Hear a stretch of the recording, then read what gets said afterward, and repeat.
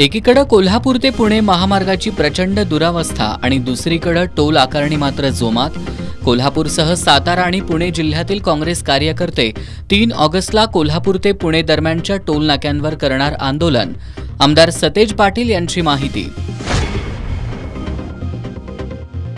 आज 31 जुलैला राधानगरी धरणातील विसर्गाने कोल्हापूरकरांची धास्ती वाढली आणि दिलासाही मिळाला।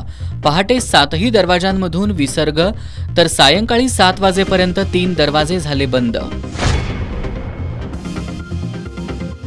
राधानगरी तालुक्यातील कांबळवाडीचा सुपुत्र स्वप्नील कुसाळेची शूटिंगमध्ये ऑलिम्पिकच्या अंतिम फेरीत धडक। कोल्हापूरच्या पठ्ठ्याकडून देशाला पदकाची आशा। छत्रपती राजाराम महाराजांचं कोल्हापूरच्या विकासात मोलाचं योगदान। आमदार ऋतुराज पाटील यांचं प्रतिपादन। जयंतीनिमित्त छत्रपती राजाराम महाराजांना केलं अभिवादन। आणि धोका पातळी ओलांडून 47 फूट 8 इंचांपर्यंत पोहोचलेली पंचगंगा नदी आज सायंकाळी 7 वाजता 42 फूट 9 इंचांपर्यंत।